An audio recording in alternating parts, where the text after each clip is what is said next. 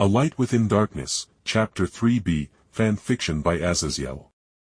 I swiftly made my way back to my vault, and with how I was walking with such purpose, people didn't bother to accost me, and I only briefly got lost like a half-dozen times before I found my way to my tunnel's entrance.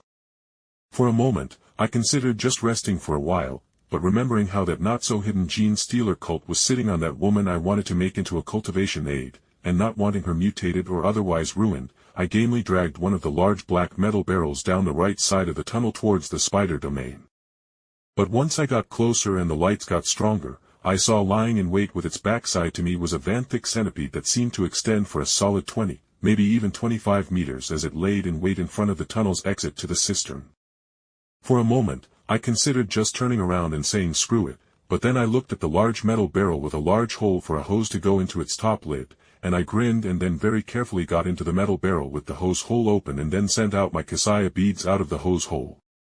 My Kasaya beads helplessly crashed into the massive centipede's exoskeleton several times, and it was only as the irritated mutated insect violently rolled around to try to entangle the beads that one of its 100 legs got ripped off as my weapon got pulled taut and, with the creature's own frantic strength and weight working against it, spelled the leg's loss. But now with the insect's vile blood being split, my Kasaya beads quickly found a target of entry and gleefully burrowed its way into the centipede's stump and began sucking out the lifeblood of the insect as I desperately held in my vomit at being thrown around the tunnel in my barrel.